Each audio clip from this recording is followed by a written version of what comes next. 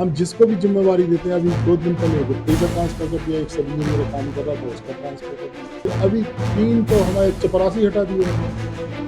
मतलब जो भी काम करने की इच्छा शक्ति रखता है उसको ट्रांसफर करा देते हैं। और के श्रीवास्तव ने 22 टैंकर खरीदी, या तो इनके ठेकेदारी में चलना है, या उन्हें ठेके में बेचे हैं, या हमने बेचे। या भले ही हमें थोड़ा काम में विलम्ब हो जाए, लेकिन हम उनके भ्रष्टाचार में शामिल नहीं होंगे और उनके भ्रष्टाचार को उजागर करेंगे। लेकिन इतना असंवेदनशील मुख्यमंत्री के 50 दिन होने जो है और उनका पैसा नहीं दिया। मैं समझता हूँ कि अगर इस तरीके से घोषणा करना है तो इससे अच्छा तो वो घोषणा ही ना करें। कहाँ से बजट आएगा, कहाँ से जो है घोषणाएं पूरी होंगी, और घोषणाओं की मशीन तो लगातार चल ही रही है, उस पर कोई लगाम ही नहीं है कोई। इस वक्त मेरे साथ मौजूद हैं कांग्रेस पार्टी के कद्दावर नेता व पूर्व मध्य प्रदेश शासन के कैबिनेट मंत्री यादवेंद्र सिंह बुंदेला जी, और मैं उनके साथ मौजूद हूँ। यादवेंद्र सिंह जी, सरकार आपकी नहीं है, भारतीय जनता पार्टी की सरकार है, कांग्रेस फिर मैदान में है। कांग्रेस की क्या प्लानिंग है, किस तरीके से इस बार चुनाव में उतरेगी? देखिए, हमारे कमलनाथ जी समय समय पे हम लोगों को कार्यक्रम देते रहते हैं और हम लोग उसको बराबर फॉलो करने की कोशिश करते हैं। टीकमगढ़ जिले में जो जो भी कार्यक्रम दिए गए उनको हमने फॉलो किया। अभी 15 दिन पहले हमें ये नारी सम्मान योजना के संबंध में अवगत कराया गया, और लगभग 13 दिन हम लोगों को हो गए हैं नारी सम्मान का कैंप करते हुए। हम 3 ब्लॉक हैं हमारे, टीकमगढ़, मवई और बड़ा गाँव। प्रतिदिन हम 3 कैंप आयोजित करते हैं, और उसमें कहीं कहीं 1-2 कैंप और हो जाते हैं। मतलब एवरेज मान लो तो 5 कैंप हम लोग प्रतिदिन करते हैं। और 13 दिन में अभी तक, जैसे अभी दद्दी जी उसको कोऑर्डिनेट करते हैं, उनने सूचना दी कि अभी तक हमारे 22,000 फार्म जो है कंप्लीट हो गए। मतलब 50% का लक्ष्य लगभग हमने पूरा कर लिया। हमें 50,000 फार्म भरने का 43 टीकमगढ़ विधानसभा क्षेत्र में लक्ष्य दिया गया था। तो हम लोग 22,000 के लगभग फॉर्म कंप्लीट कर चुके हैं, और आज की प्रगति और आ जाएगी तो हम 25,000 तक पहुंच जाएंगे।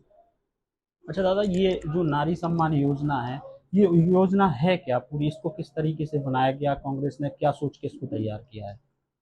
देखिए, अब जो शिवराज ने जो अभी लाडली बहना के तहत घोषणा की थी कि हम प्रत्येक महिला को 1,000 रुपये देंगे,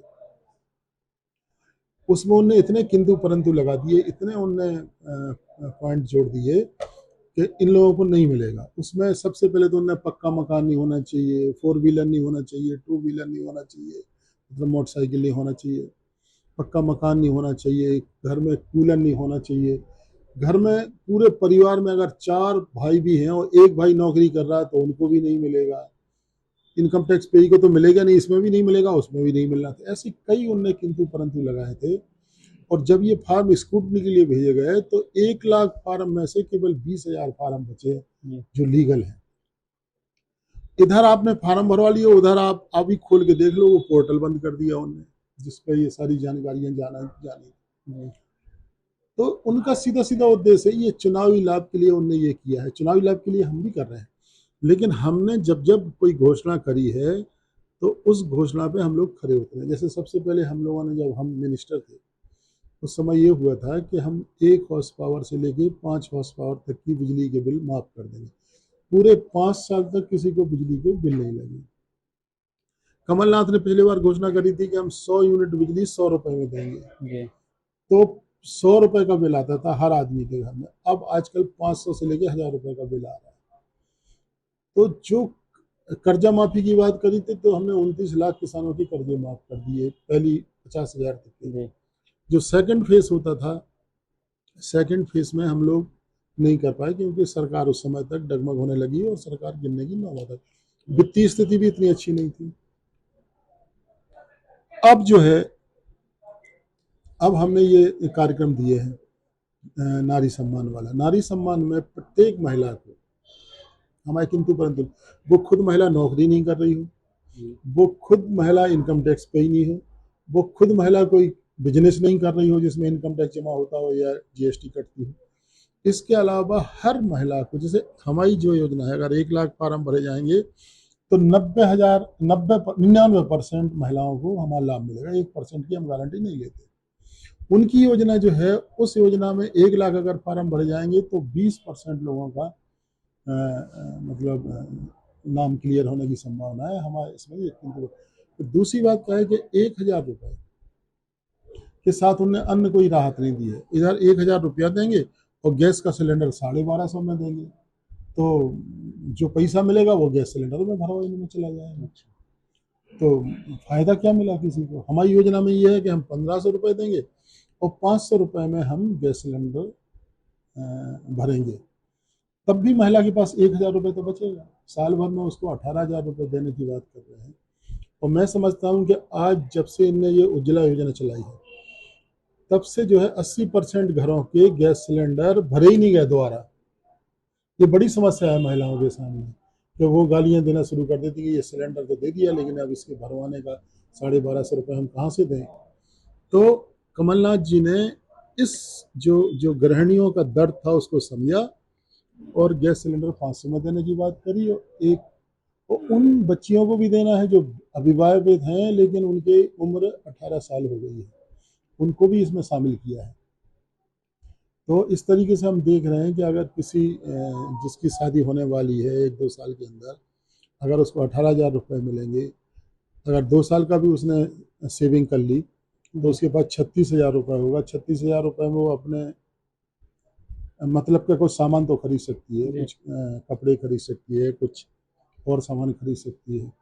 जो माँ बाप के ऊपर सीधा बर्डन होता था वो भी कम होगा। अच्छा दादा, ये तो आपका वो हो गया घोषणा पत्र कि हम किस तरीके से चुनावी मैदान में होंगे। देश में मोदी सरकार और राज्य सरकार शिवराज सरकार ने अमृत सरोवर योजना चलाई थी, जिसको पिछली 15 अगस्त को लागू किया गया था और इस 15 अगस्त को पूर्ण होना था। आप विपक्ष के नेता हैं टीकमगढ़ विधानसभा के, इस बार भी आप चुनावी मैदान में उतरेंगे। आपको क्या लगता है अमृत सरोवर की क्या स्थिति है जिले में? हमारे समय तो धरातल पे कुछ है ही नहीं। कहीं आपको दिखाई दे रहा हो तो बताओ, आप तो घूमते हो, पत्रकार हो। हम तो आलोचना की दृष्टि से देख रहे हैं। हम एक उदाहरण आपको दे रहे हैं। अभी कुछ दिन पहले मवई में एक्सीडेंट हुआ था जी, जिसमें कई लोग मर गए थे और कई लोग घायल हो गए थे। लगभग 13 लोग घायल और मृतकों में थे। बड़ा हादसा हुआ था, बड़ा हादसा हुआ था। शिवराज सिंह ने तत्काल अपने ट्विटर हैंडल पे, हम अभी आपको उपलब्ध करा देंगे, ट्विटर हैंडल पे उन्हें तत्काल कहा था कि हम मृतकों को 2-2 लाख कहा रुपए था। और जो गंभीर रूप से घायल हैं उन्हें 50,000 रुपये तत्काल इलाज के लिए देंगे और 20,000 जो चोटिल भी हैं उन्हें भी देंगे। उसमें 2 आदमी मरे थे, आज उसमें से 6 आदमी मर गए। एक भी आदमी को, केवल 2 आदमी को जो पहले दिन घायल हुए थे, मतलब मृत हुए थे, उन्हें तो मिल गया। उन्हें भी जब हमने बात करी कलेक्टर से, हमने कहा कि मुख्यमंत्री का मजाक तो मत उड़ाओ इस जिले में, उनने जो घोषणा की उस पर तो अमल करो। तो बड़ा आश्चर्य, नहीं कैसे नहीं मिला, अभी तक कैसे नहीं मिला। फिर हमने दूसरे तीसरे दिन जब वो देने गए तो हम उन्हें फ़ोन लगाया कि नहीं, हमने भिजवा दिए 2 लोगों के पैसे। 4 लोग जो मरे हैं, उन 2 के बाद 4 लोग जो मरे हैं वो सीधे सीधे इलाज के अभाव में मर गए और 1-2 लोग और इलाज के अभाव में मरने वाले हैं। लेकिन इतना असंवेदनशील मुख्यमंत्री के 50 दिन होने को हैं और उनका पैसा नहीं दिया गया। मैं समझता हूँ कि अगर इस तरीके से घोषणा करना है तो इससे अच्छा तो वो घोषणा ही ना करें। कोई आवश्यकता नहीं है। जनता समझ लेगी कि हमारे मुख्यमंत्री को पता ही नहीं है। तो जो भी ये घोषणाएं करते हैं, आज 28,000 घोषणाएं हैं प्रदेश में शिवराज सिंह जी। जो समय बचा है, अगर प्रतिदिन 10 घोषणाएं भी पूरे करेंगे तो 28,000 घोषणाएं पूरी नहीं हो पाएंगी। कहाँ से बजट आएगा, कहाँ से जो है घोषणाएं पूरी होंगी। और घोषणाओं की मशीन तो लगातार चल ही रही है, उस पर तो लगाम ही नहीं है कोई। तो मैं समझता हूँ कि ऐसी सरकार से तो सरकार होना ना अच्छा है।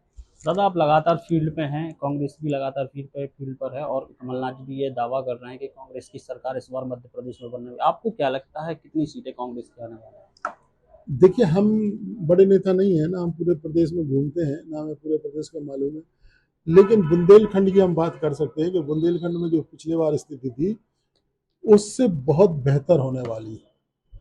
और हम बुंदेलखंड की जो सीटें हैं 24, उन सीटों में हम लगभग 15 से लेके और 16-17 तक सीटें जीती। तो कांग्रेस ने नगरपालिका टीकमगढ़ जीत लिया है। कांग्रेस लगातार काम कर रही है, ऐसा कांग्रेस का कहना है। लेकिन भारतीय जनता पार्टी के जो नेता हैं, टीकमगढ़ एमएलए हैं, सिटिंग एमएलए, कल उनका एक बयान आया है कि कांग्रेस की जो नगरपालिका है वो शहर में काम नहीं कर रही है और जो ऑडिटोरियम है वो नहीं बना पाई है। क्या आपको क्या लगता है?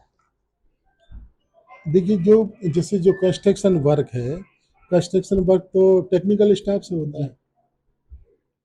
हमारे सारे के सारे सब इंजीनियर यहाँ से हटा दिए। जो भी व्यक्ति काम करता है, खासकर जो नियमित कर्मचारी है, वो चाहते हैं कि ये सारे के सारे काम हम दैनिक वेतनभोगी या उनके द्वारा लगाए हुए आदमियों को सौंप दें। ये हमारे पूरे कार्यक्रम को फेल कर देंगे। हम जिसको भी जिम्मेवारी देते हैं, अभी 2 दिन पहले गुप्ते का ट्रांसफर कर दिया, एक सब इंजीनियर काम कर रहा था उसका ट्रांसफर कर दिया। जिसको भी हम काम सौंपते हैं उसके अभी 3 तो हमारे चपरासी हटा दिए उन्होंने, जबकि चपरासियों के ट्रांसफर जिले से बाहर ही नहीं होते, उनके सर्विस रूल में है, लेकिन जिले से बाहर हो गए। मतलब जो भी काम करने की इच्छा शक्ति रखता है उसके ट्रांसफर करा देते हैं और इच्छा कर रहे हैं। मतलब वो चाहते हैं कि अराजकता की स्थिति बन जाए, नालियाँ साफ नहीं हो, रोडें ना बने, नालियाँ ना बने, नालियों में सुधार नहीं हो, निर्माण कार्य ना हो, और ये वो उन्हें सिद्ध करते हैं कि हम सर्वश्रेष्ठ जो है चेयरमैन थे, इसके अलावा सब बेकार। लेकिन ठीक है, इतना समय निकल गया और समय निकलेगा। हमारे पास पर्याप्त बजट है, हमने भ्रष्टाचार नहीं किया। हमने डीजल में ही कम से कम 4 लाख रुपए बचाए हैं, अन्य योजनाओं में भी हमने पैसे बचाए हैं। के श्रीवास्तव ने 22 टैंकर खरीदे थे, फिर 22 टैंकर खरीदने का रिकॉर्ड इनने खुद ने खरीदे। आज हमारे पास केवल 14 टैंकर जी। तो गए कहाँ टैंकर? कौन लेके गया है? या तो इनके ठेकेदारी में चल रहा है, या उनने के ने बेचे हैं, या इनने बेचे। तो हम उसकी छानबीन कर रहे हैं और हम FIR कराएंगे इसके लिए कौन जिम्मेवार है, कौन लेके गया है। ऐसी कई चीज़ें, कई फाइलें ही नहीं मिल रही हैं, निर्माण काम की फाइलें नहीं मिल रही हैं। जब तक हमारे सामने क्लियर स्थिति नहीं होगी तो हम उनके भ्रष्टाचार में क्यों शामिल होंगे? क्या भले ही हमें थोड़ा काम में विलम्ब हो जाए, लेकिन हम उनके भ्रष्टाचार में शामिल नहीं होंगे और उनके भ्रष्टाचार को उजागर करेंगे।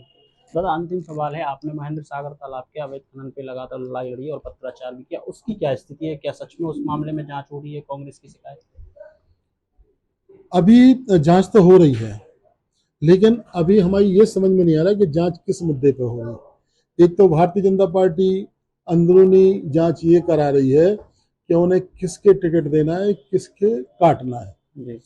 वो अखबारों में अपन पढ़ रहे हैं कि उन्होंने कहा कि 80 MLA जीतने की स्थिति में नहीं है, उनमें टीकमगढ़ के भी बहुत सारे MLA। तो जांच उनके टिकट काटने पे हो रही कि उन्हें जेल भेजने के ऊपर हो रही, ये अभी तय नहीं है, ये हम बताएंगे समय। ये थे हमारे साथ पूर्व मंत्री यादव सिंह बुंदेला जी, जिनसे हमने तमाम सवाल किए और उन्होंने उन सवाल के बड़ी ही बेबाकी के साथ जवाब दिए। टीकमगढ़ से द भारत के लिए मैं आमिर खान। हम जिसको भी जिम्मेवारी देते हैं, अभी 2 दिन पहले गुप्ते का ट्रांसफर कर दिया, एक सब इंजीनियर काम कर रहा था उसका ट्रांसफर कर दिया, अभी 3 तो हमारे चपरासी हटा दिए। मतलब जो भी काम करने की इच्छा शक्ति रखता है उसको ट्रांसफर करा देते हैं। और के श्रीवास्तव ने 22 टैंकर खरीदी, या तो इनके ठेकेदारी में चल रहा है, या उनने के ने बेचे हैं, या इनने बेचे। क्या भले ही हमें थोड़ा काम में विलम्ब हो जाए, लेकिन हम उनके भ्रष्टाचार में शामिल नहीं होंगे और उनके भ्रष्टाचार को उजागर करेंगे। लेकिन इतना असंवेदनशील मुख्यमंत्री के 50 दिन होने जो है और उनका पैसा नहीं दिया। मैं समझता हूँ कि अगर इस तरीके से घोषणा करना है तो इससे अच्छा तो वो घोषणा ही ना करें। कहाँ से बजट आएगा, कहाँ से जो है घोषणाएं पूरी होंगी, और घोषणाओं की मशीन तो लगातार चल ही रही है, उस पर कोई गुलाम ही नहीं है कोई।